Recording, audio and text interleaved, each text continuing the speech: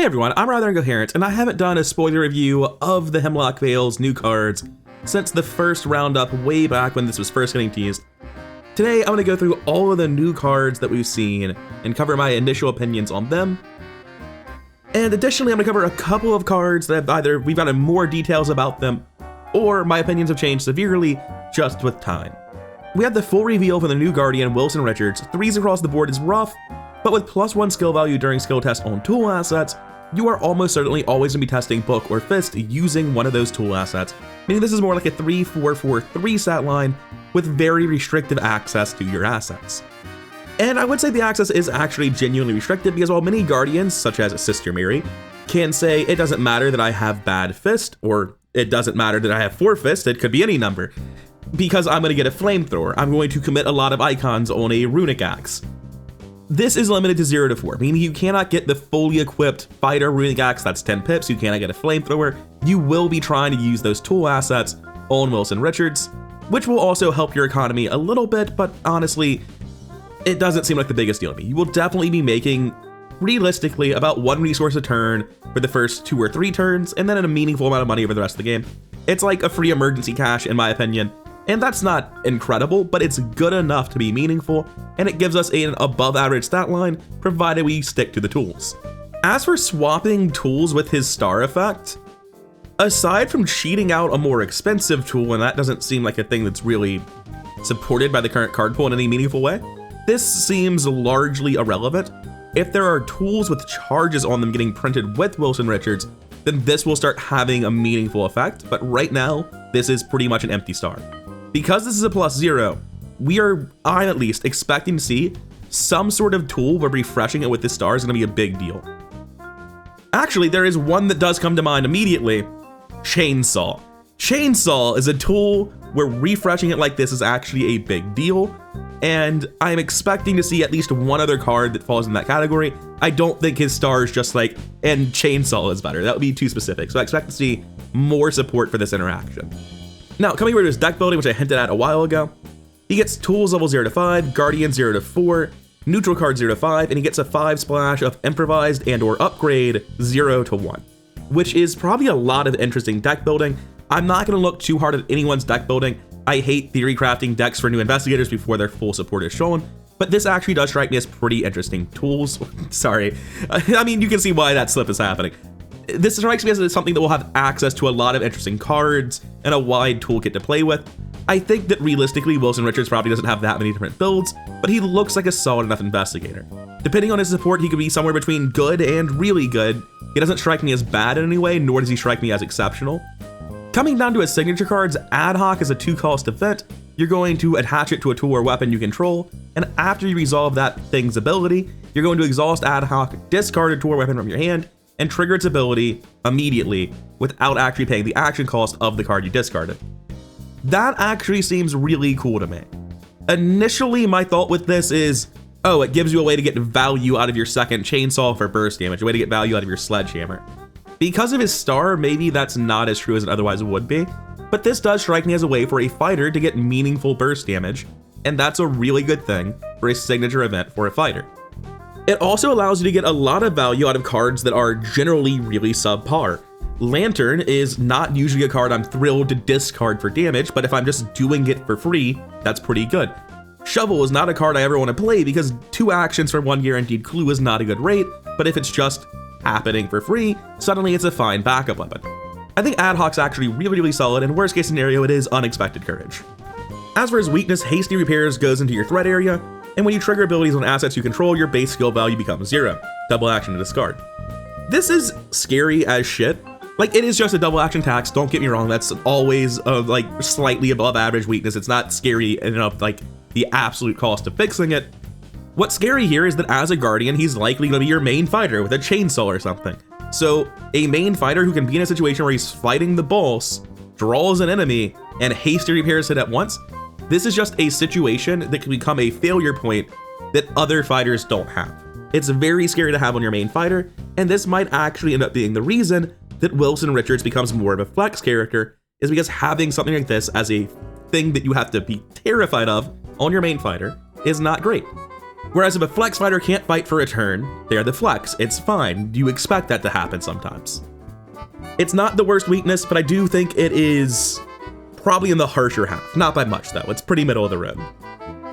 Next up, we have some more Bless support because this new expansion is going to include Bless and Curse tokens and support for them, which I, like many other players, did not think was ever going to happen and am overjoyed to see it happening. First, we have a 3-cost accessory asset for Guardians. As a reaction, after you defeat an enemy, exhaust Ancestral token, add Bless tokens to the cast bag equal to their printed health max 5, and it also has 2 Horror Soak. This is just unambiguously very good. It means Guardians are now, or at least Guardian fighters, but most of them are, Guardian fighters are really good, probably the best at putting Bless tokens in the bag. This is something that Zoe and Sister Mary are absolutely going to love, and I think it allows really any character in Guardian to fit right into a Bless team if they're willing to pay for this. And I will say that later in this video, we're going to be covering a Bless payoff card that is so strong that I think it is worth playing Bless builds now. Next up, we have Ofuda. It's a 2-cost slotless asset with 1 charge. The first time you pull a Bless token each round, it will replenish that charge. And as a lightning bolt, you can strip out Alert, Aloof, Elusive, and Retaliate keywords for that charge on a non-elite enemy. It's not bad. If there are certain super threatening enemies, this could be relevant for it, but because it's only non-elite enemies, it's very likely that this is not a big deal. All of these keywords have other ways around them. If you're afraid of something with Retaliate, you should put a card in your deck that helps you hit them, not a card that removes Retaliate. If you're afraid of Alert, you should hit them. If you're afraid of Aloof, you should find a way to get an action. If you're afraid of Elusive, maybe this is genuinely helpful with that one, because I haven't seen Elusive in play to know how much of a hassle it really is. But Ofuda strikes me as a card that is just another asset that costs money that Guardians can't afford to play, that is solving problems that you can solve in other, more general means. I don't think it's terrible, but I don't think there's a reason to run this. Next up, we have the 1-cost event Tinker. Fast, play only during your turn. Attach Tinker to a tool asset in your play area, limit 1 per asset, and attached asset takes up 1 fewer hand or accessory slots. That's really cool. It does strike me that you might need to run Well Maintained in this deck for Wilson Richards, because if you're going to star a chainsaw back into your hand and it has a bunch of stuff like Tinker to make it a one-handed chainsaw, then you really don't want to be discarding that. But yeah, free hand slot for 1 resource in a card, that's really good. If you need the hand slot, I don't know that you will, but it definitely might be the case that this is really, really good. Oh, and you'll notice I'm not really commenting on the icons. This video is going to be long enough as it is. If icons exist that are so good I noticed them, I will point them out. But generally speaking, it's like, oh yeah, it commits for stuff that's not Fist. That's a bit weird, might be good, might be bad, depending on the deck it goes in. But unless it's really, really good, you don't put this in your deck to commit it, so I'm not bringing it up. Next up, we have Hand-Eye Coordination. This is a 1-cost, 1 experience event. It's fast, and it lets you use an action on one of your tools, one of your weapons, without paying the action cost. This is just Tempo the card. This is actually really good. Just point blank, no bullshit. If you had this and you were fighting a boss, it will always be good. If you aren't fighting a boss, it will likely still translate into meaningful tempo somewhere, somehow. It shouldn't be hard to figure out. The issue is spending the experience to put this in your deck, cutting the card this replaces. I don't know that it fits into decks, and I don't know that there are many reasons to run this over comparative cards in whatever slot you're thinking about.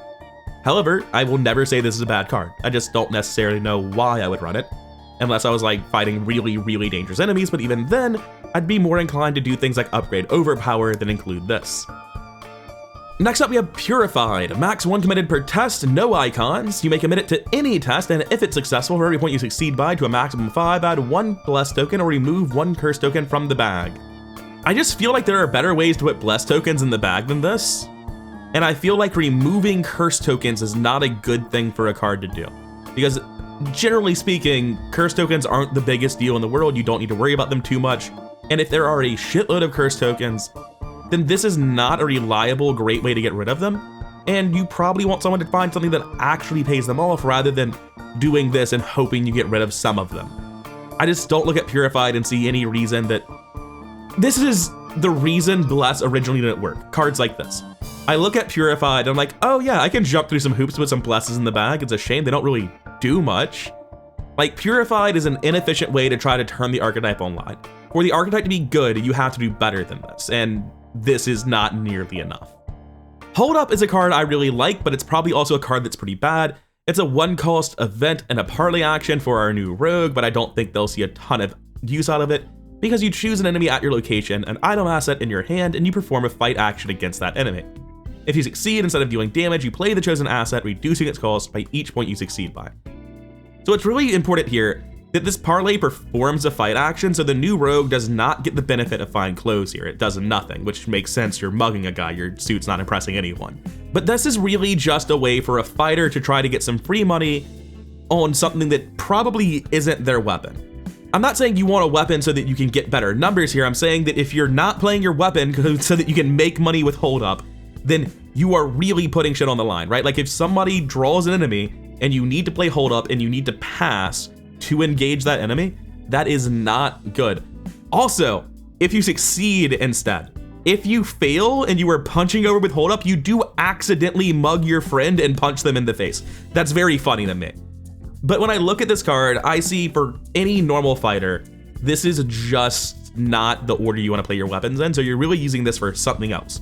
For instance, you could be using it to play like the Ancestral token up here, or any other item asset that's in your deck, but you really don't want this to be your weapon that you use to do your job, and this is obviously for fighters.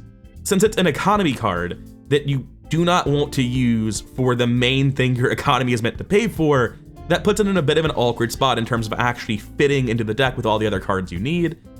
And at the end of the day, since it's just the amount you succeed by and it costs 1 already, the only thing I really think when I see this is Mark Harrigan with Sophie can get a lot more value out of this than anyone else, since he's essentially up 3 over all the 4-fist Guardians when it comes to using this to shell money. That said, if you are playing Pure Fighter Mark Harrigan, that deck already had 1 million cards in it that were incredible, and it's getting even more this expansion, so I'm not sure Hold Up is making the cuts. Next up, we have a 2-cost event, Guided by the Faith, our last Guardian card for the day. It's an investigate action. You may use head instead of book. Before revealing the tokens, you add 2 bless tokens to the bag, and if you reveal a bless or an elder sign, you get an additional clue. So this is unambiguously a good card. If you are a blessed character and a blessed team, this adds 2 blesses to the bag and gets 2 clues, because let's be clear, you're using this with Favor of the Sun. You are going to pull that clue when you play this.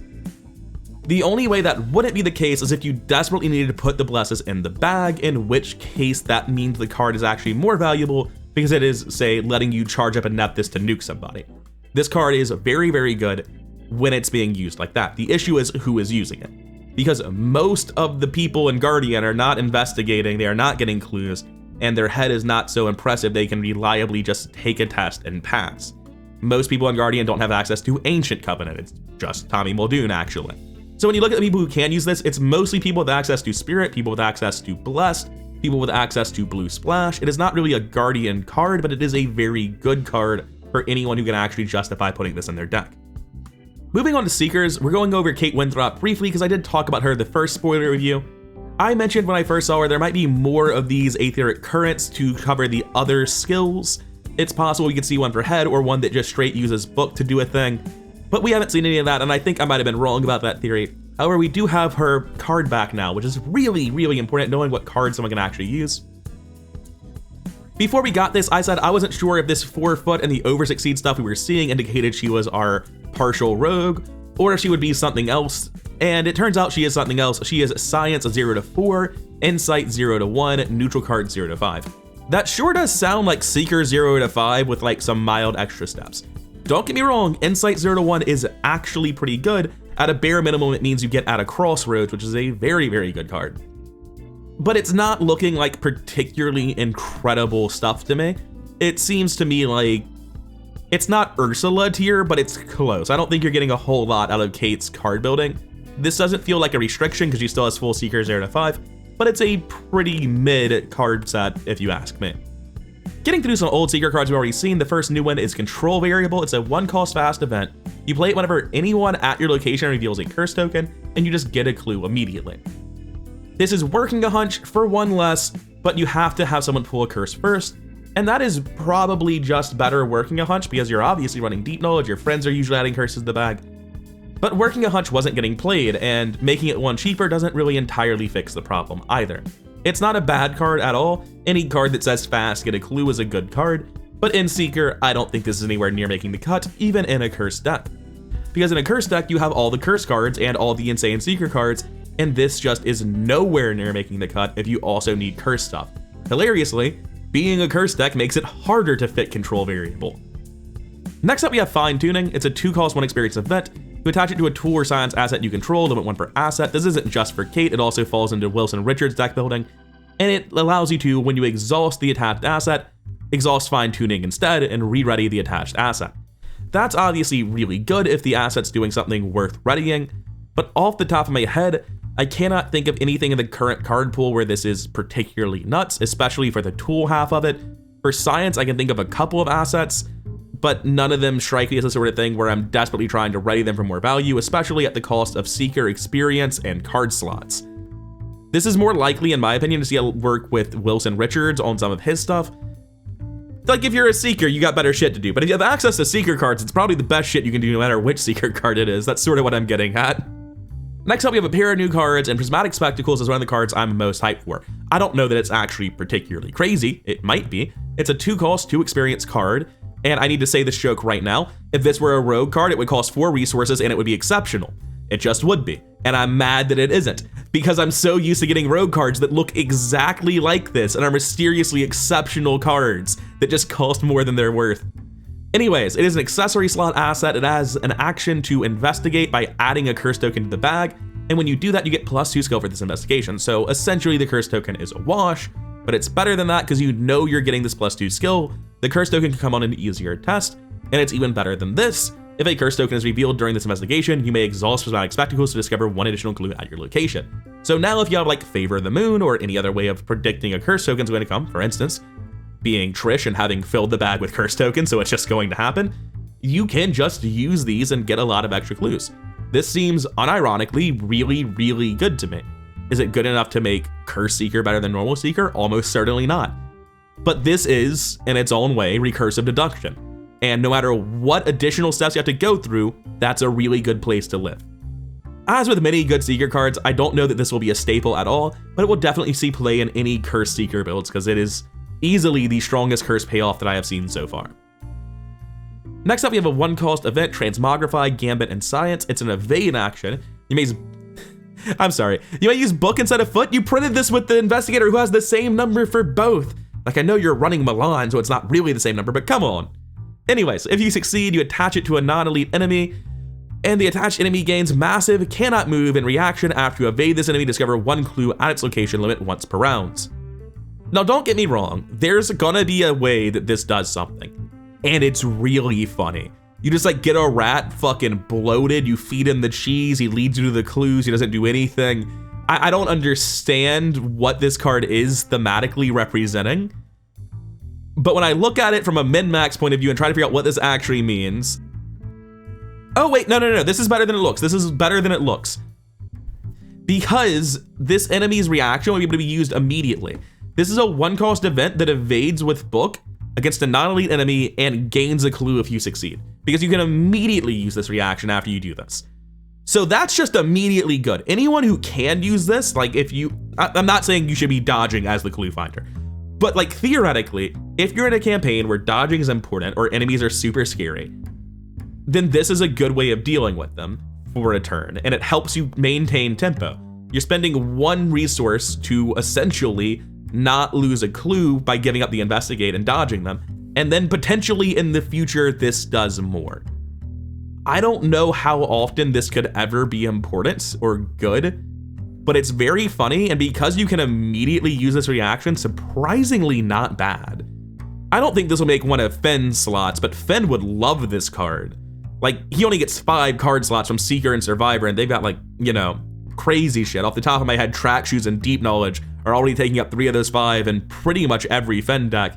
I don't see this being the best thing you can do with the last one, but it's definitely a really cool thing to do. I like this card a lot more after realizing you can immediately use it, and it's not just a terrible meme.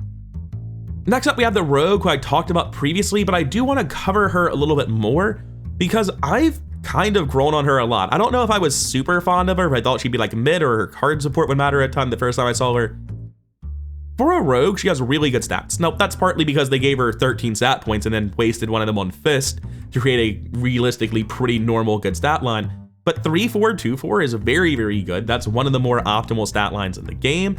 and it means that for pretty much any parlay check, you have a good chance of passing. Additionally, even though her ability only gives you a free parlay, provided you can find a way to get a parlay every turn, and the card pool does support this, that is a free action per turn ability, and those are the best in the game.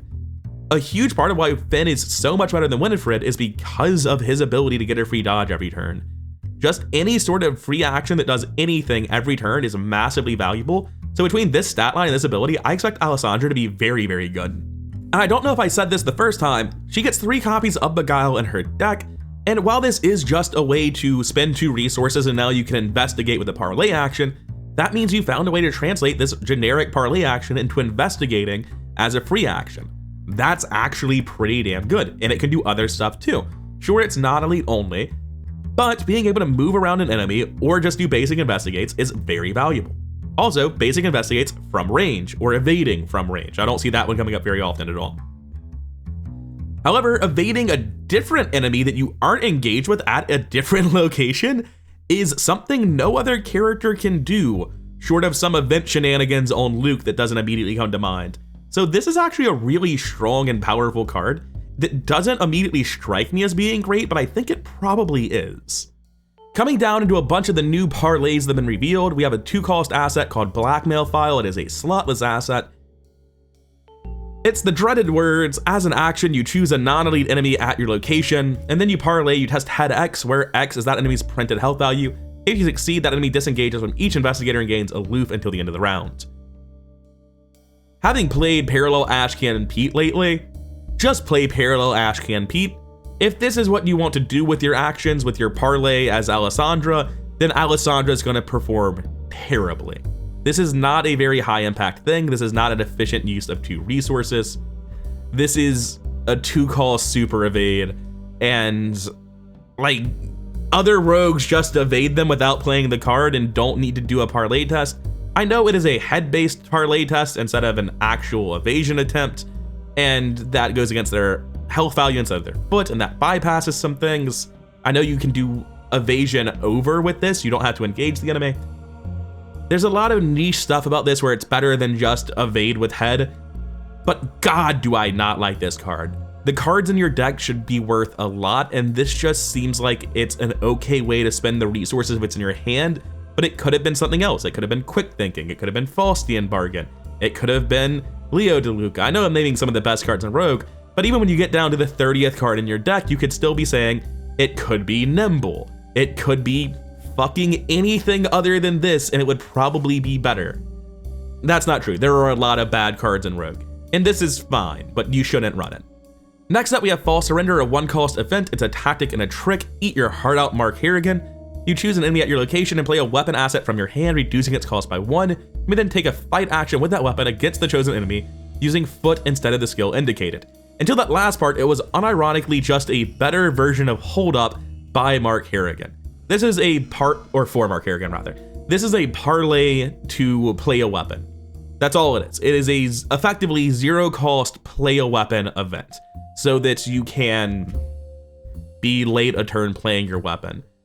I don't see the value in this, I'm gonna be honest with you.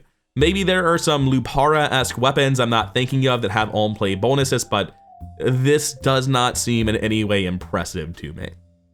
Next up, we have the 0-cost event, Grift. It is a trick, it is illicit, it is a parlay. You test foot 6. For each point you succeed by, gain 1 resource to a maximum of 6. If you failed, that enemy attacks you, which is funny, thematically appropriate, and mechanically not a huge deal, but definitely salt in the wound that instead of gaining resources, you lost health you probably didn't have to spare. For this to be good, you need to average 3 resources. That's what Emergency Cash does. That's the baseline for a good economy card. And to average 3 resources on standard, you need to be up 2.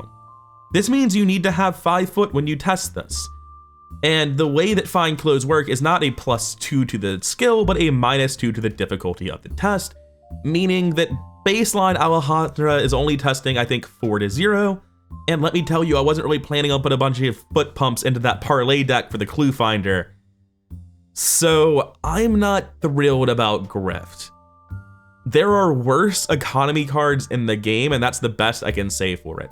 The worst I can say for it is that rogues often start the game with Faustian Bargain and Easy Mark, And this is worse than Emergency Cash, so there's no reason for any character to run this, because there are just tremendously better options available in the color. That's not true. Wait. Monterey Jack has a terrible level 0 deck. And this is testing at 5, the value it needs to be to equal Emergency Cash. And Monterey Jack often considers Underworld support, the one that makes you a 25 Highlander deck instead of a 30 card deck. And specifically Highlander Monterey Jack, this card makes sense as an economy card, and it is unironically just on par and good enough to fit in the deck. Outside of that, I don't know why you're playing this. Maybe you're playing Highlander Winifred, that's all I've got. We already covered I'll pay you back previously, so moving on to the next cards, we have Fake Credentials, a 3-cost hand asset, item, and illicit. As an action, you choose an enemy at your location, exhaust Fake Credentials, and parlay testing book 1. It gets +1 difficulty for each suspicion on Fake Credentials. If you succeed, discover 1 clue at your location. Try again. If you succeed, discover 1 clue at your location and place 1 resource on Fake Credentials as suspicion. If you fail, you must either discard them or the chosen enemy attacks you. So as a baseline, assuming you equip Find Clues, your first 2 tests on this are guaranteed success. Meaning this is a 3-cost, 3-action, get 2 clues. Now you can probably reliably pass your 3rd and 4th checks on this. And you're doing this as parlay checks, meaning they're free once per turn on Alessandra, which is going to in turn mean this is really, really good in Alessandra. Obviously, it's going to get hard to get more than like 4 clues out of it, but that's fine. That's 4 turns of using this with your ability. You're happy to replace it with something and start using something else later on. For instance, the other Fake Credentials or many of the other things you have access to, like Vamp. Before I cover Vamp, I think Fake Credentials is absolute trash outside of Alessandra.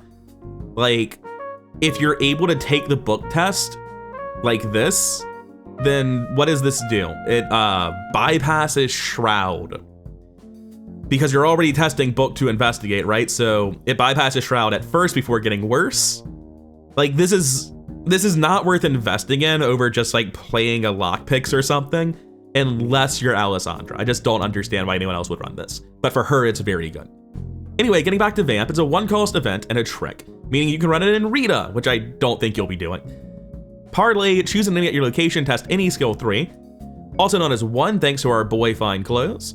And if you succeed and tested Head, remove 1 Doom. If you tested Book, discover 1 clue. If you tested Foot, evade that enemy, and if it's not elite, move it. And if you tested Fist, deal 2 damage to that enemy. So first of all, I see green card that moves non-elite enemies after automatically evading them on a low difficulty check. I see Before the Black Throne tech, and I love the card. However, beyond that, this is just clearly good. I don't think you're going to spend that many times using this because you'll have to contribute the new skill we'll talk about shortly to this to actually pass this. You'd be testing 2 to 1 even with Find Clues, and that's not good.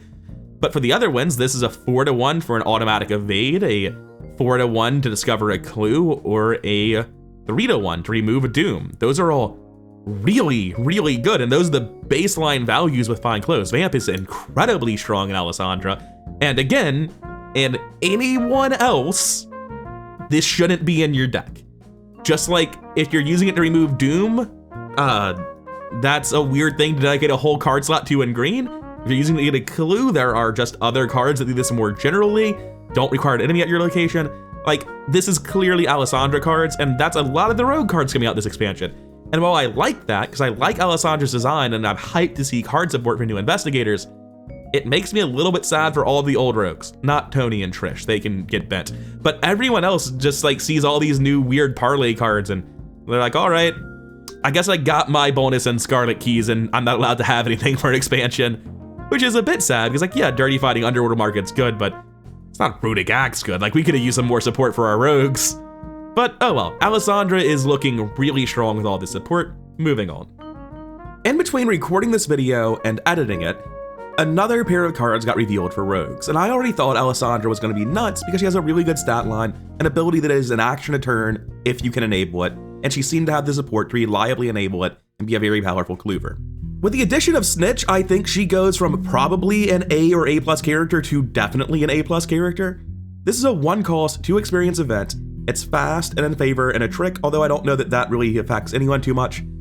Play after you succeeded a skill test while parlaying. Discover 2 total clues from among your location and connecting locations. Now, I want to be very clear, this is Shadow Light, but better. Shadow Light was tabooed to experience. It costs 2 resources. It gets 1 clue from your location and 1 from a connecting. This costs 1 less resource than Shadow Light. It gets clues more freely than Shadow Light.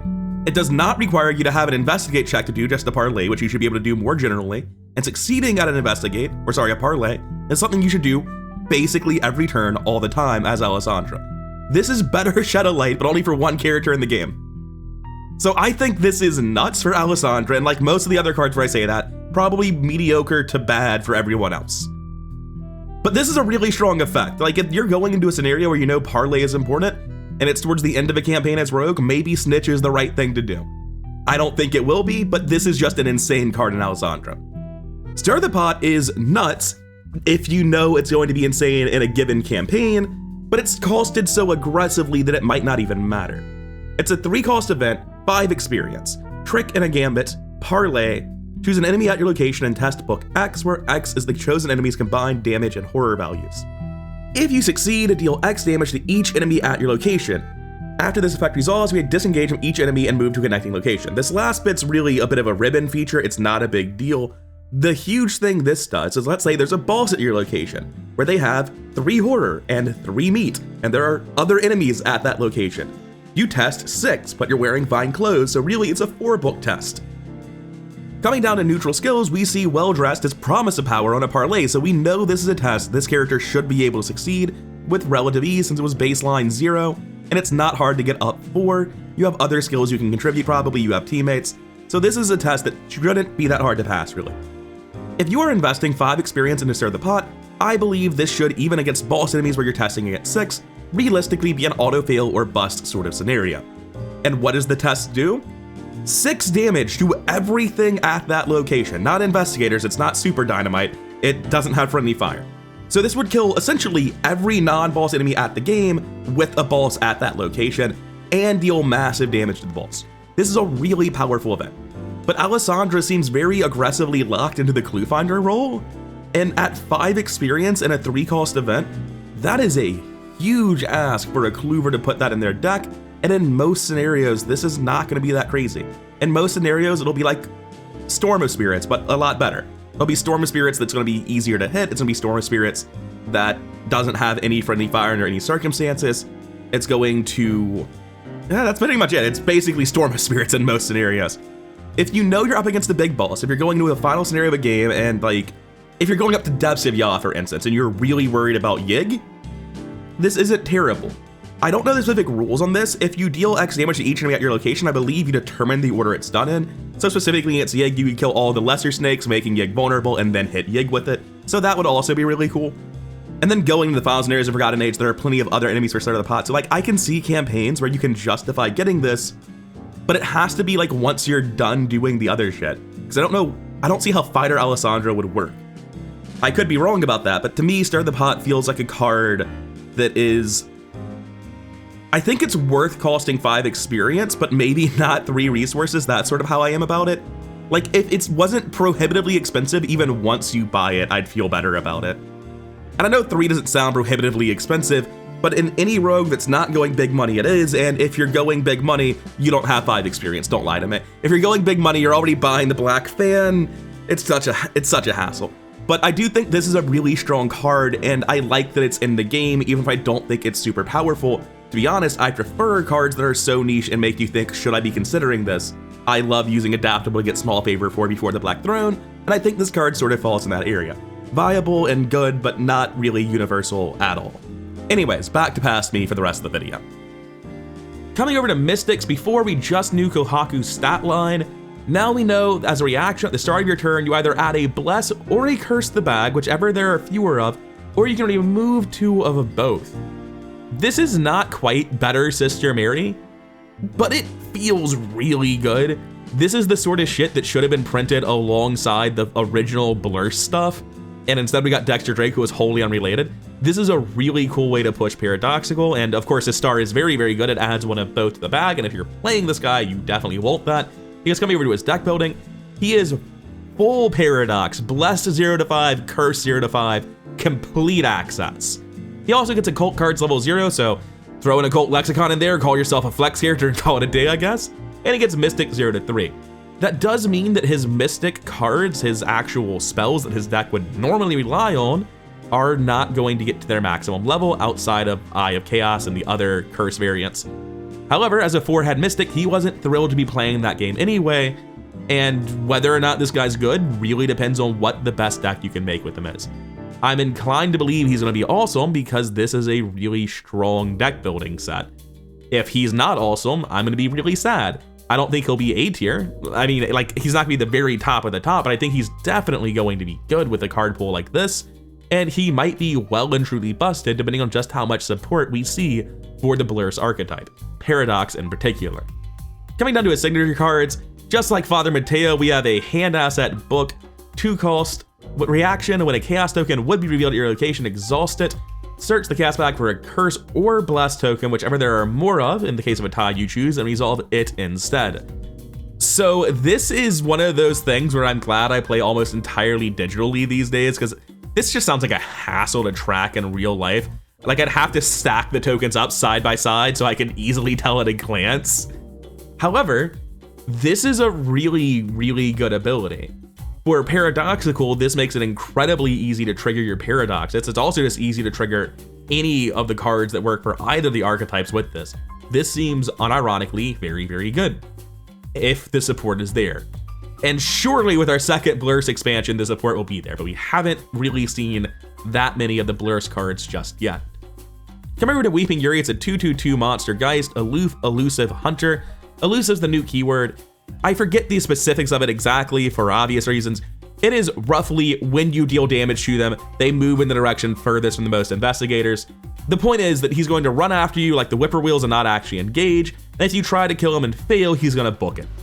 He has Prey Kohaku only, so he's not gonna target your teammates, he's just gonna run around next to Kohaku, and whenever anyone at his location reveals a bless or curse, if this thing is ready, it's going to attack that investigator, limit once per test. Which is, like, good, it's limit once per test. In playtesting, somebody just pulled 5 curses and got sent to the fucking Shadow Realm instantly. Because that didn't immediately occur to me, but I guarantee you that happened to somebody and it was hilarious. On the whole, my opinion of this is it's a 2-action tax for your fighter. If Kohaku here is your Clover or the Flex, that's not a big deal. If he's the fighter, this is a big deal. So what does that mean? Don't be the fighter. Kohaku is actually pushed into being a different role because drawing this on a dangerous turn as the main fighter could potentially screw your entire team over and snowball the game out of control. It's the same thing I was talking about with Wilson Richards. If your signature weakness gives you a dangerous critical point in the game where everything can fall apart for your entire team because you're not there to function anymore, you probably just shouldn't be the main fighter. And as a Mystic, there's not a lot pushing you towards a specific role, so this for me is enough to never main fighter this guy. They also have bad movement and no engage economy, so they were already encouraged to go Flex or Clover, and I think this is the final part of that. So, as a Clover, if the fighter deals with your weakness, you basically didn't have one. That's awesome. I don't think this is particularly bad. I do think it's a worse action tax than many things for your team as a whole, because aloof hunter that must be dealt with is kind of a hassle. I don't think it's terrible, but it's definitely a harsh weakness, it feels like.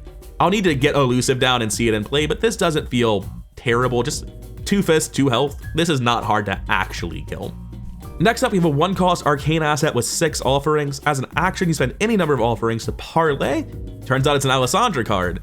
You choose a spell or ritual event in your discard pile and reveal tokens in the cast bag equal to the number of offerings spent. If you see at least 1 skull or curse token, then you return the chosen event to your hand. All right, I lied. This is actually a parallel gem card. But I lied again. This is actually a dumpster fire card. Don't fucking put this in your deck. What are we talking about? Don't do that. Why are we running an asset that spends an action to recur an event sometimes? Like, that is... Okay, so you use it with Favor of the Moon to get back a specific event that you spent experience on. Let me just go look real quick. What are the high cost Mystic events? You have Deny 5. I don't think I'm running this for Deny 5. Like, you only need 1 Deny 5 to be an unkillable god. Even 2's unnecessary. If there's some sort of insane curse event that this can be used with, then maybe speak to the Dead Seas plan. That's my final verdict. I think this is only seeing play with really strong support from curse events. Otherwise, this just doesn't make sense to be in any deck. Moving on, we have the hand slot asset, the Wicked Athame. It's 2 cost, item, weapon, melee, curse. As an action, you add 1 to 3 chaos tokens to the bag, and you fight plus 2 attack, or fist rather, for this attack for each chaos token added as a part of the action cost. If this action defeats an enemy, replenish 1 charge or offering on an asset you control. Now, for a enemy fighting card that needs to kill people, it sure does seem to deal 1 damage. If there's some other support card, some other like asset you have where you can deal damage by drawing a curse, then this sees play. Maybe. It doesn't even seem great then because it's a 2-part weapon. This just seems unironically bad to me. I don't think this is a good weapon at all. I think this is trolling. This is one of those cards that's designed to teach new players how bad cards work so you can understand what good cards are. That's how I feel about this. Yeah, I don't like this at all. This requires so much support to work that I can't believe it ever will work. Oh, and to briefly cover this one point, this is the best way to dump curse tokens into the bag. But for what it's worth, I have never seen my teammates have any trouble dumping curse tokens into the bag. If you need the bag filled with curses, just put Trish or Tony or Finn on your team, they'll get it done. Hell, even new Parallel Gem can fill the bag with curses. You just need somebody running Faustian Bargains and Deep Knowledges, you know, some of the best cards in the game that can benefit your whole team. Do not run Wicked Athame to fill the bag with curse tokens, run the good cards instead. Next up we have a curse, a skill that commits for a single question mark. It is innate and cursed, so a lot of people get it from cursed, and Silas specifically gets it from innate. When you commit a curse to a skill test, add up to 3 curse tokens to the chaos bag, and then during the skill test, treat the modifier for each curse token revealed as a 0. My first thought for this is the only reason to use this is if you're playing Kohaku and you're trying to manipulate the bag to get the numbers of tokens even or in curse's favor. I don't think there's a need for a card to fill the bag with curse tokens. That's just something you can really easily do. If you're playing on a curse team, just have people that run the good curse cards. Don't run this. Same thing as Wicked Athame.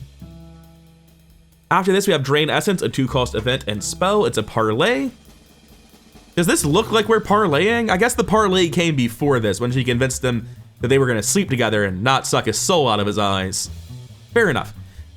You choose an enemy at your location and test head X, where X is their fight value. If succeed, move 1 damage of your investigator, the chosen enemy, up to 2 if it's non-elite. So Fine Clothes makes this an auto succeed against 2 or lower, which is not particularly good. However, even against 3, you would be up by 2 at base head on Alessandra. Healing is nice, but healing only yourself for only damage is rather inflexible. Alessandra is clearly geared to be a clover, not even a flex. I do not see Drain Essence seeing play in anyone. This effect, like maybe if you're playing a 5-head Mystic that's taken some physical trauma, you can consider Drain Essence. That's kind of where I'm at. Like if you have physical trauma on a Mystic in general, this could be a way to help sort that out. But on the whole, I look at this and I just see a subpar card that no one needs. Next up, we have the Key of Solomon. This is the card that is pushing Bless super hard, Paradox pretty hard, and Curse to a lesser degree. It is a 2-cost, 4 experience card, commits for 2 question marks and a book and a head, because this is a capstone card. If you're committing it, you must have the other one in play. As a lightning bolt, there are more Bless tokens than chaos in the bag. You can remove 1 Bless token from the chaos bag and exhaust this to heal up to 2 damage and or horror from an investigator or ally asset at your location. That's really good. That is the best healing card in the game, better than Archive of Conduits. There is nothing more efficient than that. So Bless builds, they can just use this as the payoff. No one can die to physical damage or horror as long as you're filling that bag with Blesses and there aren't curses overriding them. Speaking of curses overriding them, if there are more curse tokens than Blesses in the chaos bag, remove 1 curse token from it and exhaust the Key of Solomon, gain 2 resources. That's kind of shit. That's your booby prize for not being able to heal and have the best healing card in the game. You don't want to be using this one. So really, I don't see this as a great card in Paradox unless you're hemorrhaging money in that deck and really need the economy. What this is really for is not a curse deck or a Paradox deck, but a Bless deck that can now run some of the most efficient healing in, not some of them, the most efficient healing in the entire game, bar none. The only counter argument is Archive of Conduits because it also draws cards. That's pretty much it. But Archive of Conduits still takes actions to activate, and this just requires you to put it into play and start burning those Bless tokens. It is worth noting that this is not a skill test, so removing the blessed token does not put it onto Nephthys, as is often the case when you're thinking about endgame stuff. But I've said this many times, healing someone for 4 of anything is basically enough to say they won't die. You should not need more healing than that unless scenarios are going catastrophically wrong, and this can easily heal an entire 4-player team for like 6 in a game, right? That's only eating 12 blessed tokens over the course of an entire scenario. That's not unreasonable. This is a super strong healing card, and this makes me hype about blessed builds. Because even if you don't need this much healing, the fact you have this much healing will make campaigns easier. And it's alright in Paradox. I wouldn't play it in Curse. This is not worth 4 experience in Curse just for the money. Spending 4 experience and then setting up to gain resources does not feel good. I would like to emphasize that Sparrow Mask is absolutely nuts. Just remind everyone, we talked about it last time. 1 cost, slot this asset, pass your Mythos test. Unlimited uses, basically. Absolutely wild. Don't understand what this card is doing. It better get tabooed to at least cost 2 resources. Why is it so good? Unlike Hank Samson, where I've mellowed out on it, I do not understand why Sparrow Mask is so good, and pretty much everyone who can run it should run it, except for Will Yorick, because he's already invincible. Who cares if he can pass the test? The test doesn't do anything to him. Getting into some new cards, we have Devil, 1 cost, 2 experience ally asset. Force, at the beginning of your turn, move 1 damage from your investigator to Devil, and Force, when Devil is defeated, deal 2 damage to all enemies and investigators at your location. So that's just, you know, grenades in goat form.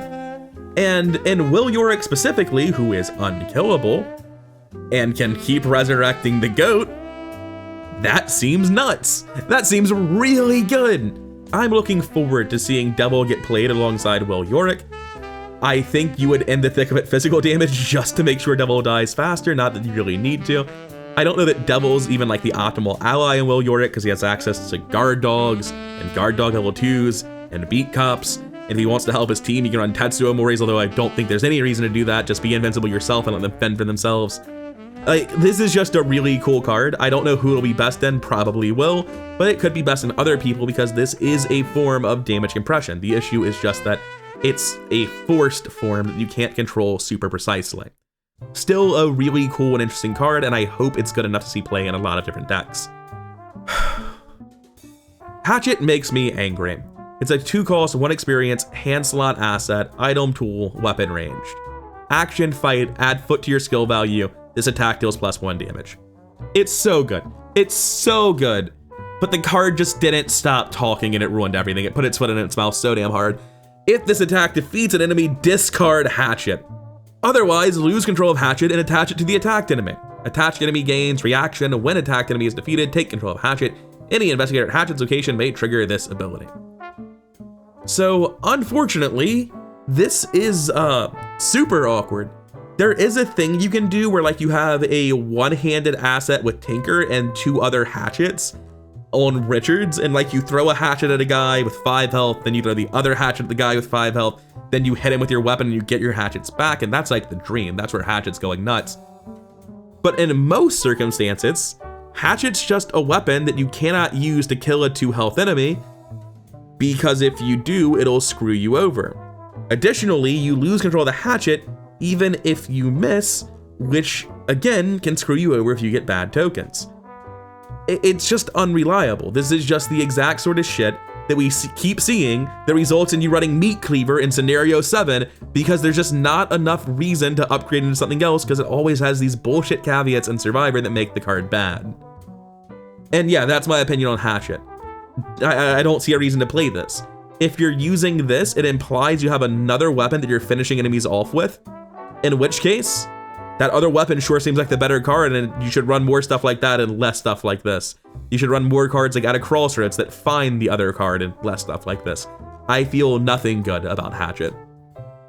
Next up we have Token of Faith, a 2 cost, 3 experience accessory slot for survivors. Reaction, after a skill test ends, which 1 or more curse or autofills are revealed, exhaust Token of Faith. Add that many blessed tokens to the chaos bag, and if this test failed after resolving all effects, the performing investigator may attempt that test again. Max once per test is weird because you have to exhaust this. So like you literally couldn't use it twice anyway. I think what this is for is to prevent a team of survivors doing it and like getting multiple actions or somebody dual wielding these. That seems so minor that I still don't think it needed to be in the game, but maybe it was breaking something, I don't know. The main thing this is not actually bless support by putting blesses in or curse support by getting benefit from curses. This doesn't say at your location on it. This is cross-map autofail negation. Like, I think every survivor just wants this, because it's nuts. Like, I was looking at this like, oh, you're negating curse tokens, you're getting blesses. Who really is going to spend 3 experience on that? It's a little bit expensive for survivors. Like, some survivor decks don't even run economy. It takes 2 turns to play this. It's not super cheap for a survivor card. It does have some competition in the slot. This is cross-map team-wide autofail negation once per round. That seems really fucking good. Like, that could be a 5 experience card. That I don't... You're not going to be happy running this. It's not a cool thing to get with 3 experience. But it's going to be sick. Just being able to say no to the autofail once a round is insane. I'm kind of at a loss for words at how good this is, and I wonder if this is going to get tabooed to, like, you know, the Ancient Covenant taboo, specifically you. It feels like this being cross-map was a mistake. Anyway, I will definitely be trying this out. I'm so hyped about this that I might go Survivor first, which locks me into Hank Sampson. I guess if you play Hank, you can waste your experience on this and still be a great fighter, so that's not nothing, to be honest. Anyways, next up we have Providential. 2-cost skill, commits for Head Fist ? Which is pretty solid, to be honest. And if this skill test is successful, add 1 bless token to the chaos bag for each damage or horror on you, whichever is less. So Calvin already has this with Signum Crucis, except it was tabooed to 0 experience. And like Signum Crucis, this looks unplayable at 2 experience. Why would I run this over Signum Crucis, and why would I spend 2 experience on this over anything else? Those questions I do not have answers to. All right, these are 2 of my favorite cards in the set. They were the impetus for me making this video. I was talking with my friends post-game, and we saw this, and I got so hyped for both of these. These are incredible. Persistence is a 1-cost skill, commits for 1 ? You may commit persistence to a skill test from your discard pile. If you do, shuffle it into your deck after this test ends. So the baseline for this card is actually, like, not impressive. It essentially commits for a ? Twice, which is unexpected courage for 1 experience. Not very impressive.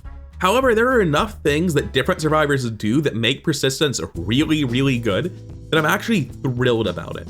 I think this is going to be one of the most quietly overpowered cards in the game, and I think it will consistently provide really, really good throughput through clever interactions in a lot of different builds. I think this is only a little bit on the powerful side, like it's a little bit ahead of the power curve of the game when you're using cool synergies with it, and I think that it's the sort of stuff that makes you feel clever and is overpowered in a good way. Allow me to give some examples. In Patrice, this allows you to commit it for a ? From your graveyard, which is just really good because drawing it as a weak card the first time didn't matter. As Silas, you can commit this to every test you do, and if you need it, great. You could put it in your discard pile, you use it again. If you don't need it, you can just put it back in your hand, although it's more likely the other card goes back in your hand. But when you're doing other more difficult tests later in the game, you commit persistence from your graveyard. If you don't need it, cool. You can use Silas's ability and take it back to your hand, because the wording on that checks out to me. It seems like it will go from the graveyard to committed to the skill test to into your hand. If you do need it, awesome. Can you get the other skill back because of persistence? It seems like it's just constantly providing 1 ? To Silas meaningfully throughout the entire game, which is nice. It's really nice, but that's one of the less impressive uses of it. Minty Fan essentially gets 2 copies of Unexpected Courage for this, and with how quickly Seeker Survivor draws its deck, she's gonna be getting them all the damn time.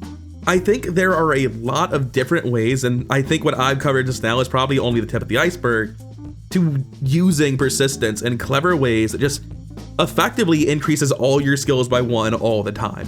I'm really looking forward to playing with this card, and I don't think it's ever going to be the thing that stands out to you as powerful, but I think it's going to be quietly incredibly good in every deck it sees play in. Next up, we have Pelt Shipment. It is a costless asset, and you don't play it. While Pelt Shipment is in your hand, your maximum hand size is reduced by 3. So with 1 of these in your hand, it's 5, which is 4 other cards. And with 2 of these in your hand, you don't have a hand. Reaction: when the game ends or you resign, if Pelt Shipment is in your hand, Reduce the experience cost of the next new card you purchase before the next scenario by 1. That is awesome. So first of all, thematically, this is so on point. You're a survivor, you run short supply, and you end up losing your pelt shipment. So later on in the game, because you're resourceful, you manage to scavenge up a pelt shipment, which is going to give you more experience and help you in the next scenario. How flavorfully on point is that? Those words just work together to convey the right imagery. Whereas Rogues is like, haha, I sold my soul to the devil for money. And that's like the extent of the flavor a lot of their cards have. Pelt Shipment just feels so on point for survivors flavorfully. Anything that gives you experience is fundamentally broken if the cost is not too great. Refine is a great example of a card where like it's free experience, but it's actually not really playable. Pelt Shipment, I think, is playable. First, you can probably get away with just running one in your hand and discarding the other. Second, you can resourceful it back towards the end of a scenario. I think actually, because it's an item and an asset, you can scavenge it back as well. I think there's a lot of ways to get this in your hand. And I think there are a lot of survivors that, once they're set up and later in a scenario, don't really need a hand. For instance, Will Yorick is just happy to end the scenario with 2 Pelt Shipments in his hand. Sure, he'd rather have Overpowers and Vicious Blows, but he'd also like to experience next scenario. I think this is the best extra experience card they've ever added. It's flavorfully on point. It provides interesting game choices the entire game that are massively extended by the recursion effects in Survivor. I think this is really good. I don't know if it's super powerful. I think its problem with hand size reduction will actually be a big deal. I think it's going to be the sort of thing where by like scenario 3, you really want to cut this, whereas I was willing to run Delve Too Deep much longer than that. But I do think Pelt Shipment is actually a really good card, and I'm looking forward to playing around with it quite a lot. And lastly, moving on to the neutral cards. First, we have a 2-cost asset called Eldritch Tongue. It takes up an arcane slot, has 4 charges. You may play events with Parlay from your discard pile as if they were in your hand. As an additional cost to play an event this way, spend 1 charge from Eldritch Tongue. After that event resolves, remove it from the game. Unlike Seekers, Rogues don't tend to cycle their deck every game, which means Eldritch Tongue essentially gives you a 3rd and 4th copy of Vamp, and every other Parlay event you're running. Does that make Eldritch Tongue worth running? Do you have the money for this? Do you have the arcane slots for this? Probably yes to both. I don't know if it's worth running. It might be. It's definitely cool. I really like the card, and I'm looking forward to experimenting with it. I am not confident in saying will it be good enough until I've actually played with it and seen all the cards it can get. For now, though, I am very intrigued. Before Occult Reliquary, to continue with the Parlay theme, Well Dressed commits for 1 question mark. It's a neutral skill, and while Well Dressed is committed to a skill test during a Parlay action, it gains 3 question marks. So for Alessandra, this is basically Promise of Power, but only proactively when using the cards you built your deck around. That still sounds pretty good, but it's nowhere near as good as Promise of Power, because Promise of Power is insane due to its ability to be emitted during the Mythos phase to everyone. This is specifically only for you, only during your turn. Otherwise, it's worse than Unexpected Courage, which was usually not making the cut in your deck in the first place. I think this looks like one of the cards you look at when playing Alessandra, and you end up cutting it in favor of something more generically useful. I don't think this will actually see play unless there is a big reason to care about Succeed by X in the Parlay archetype. We've seen a little bit of that with Grift, for instance. I don't think using Grift and Well Dressed together to generate like 5 resources for 2 cards is actually worth doing. Rogue does not have the draw to support that kind of stuff. But it is possible that other combos like that will exist, and Well Dressed will be worth it because of them. Lastly, we have Occult Reliquary. It is a permanent boon and pack, limit 1 per deck. You have 1 additional hand, accessory, or arcane slot, which can only be used to hold a blessed or cursed asset. I looked through all the cards currently in the game and currently revealed with those tags, and I came to the conclusion that this doesn't really do very much right now. Theoretically, getting another hand asset is one of the strongest things that a permanent can possibly do, but the reality is that right now there are no blessed or cursed assets I've ever seen where I'm like really pressed that I need to go use that asset, and even on the ones where I do really want that asset, having an additional slot isn't really helping very much.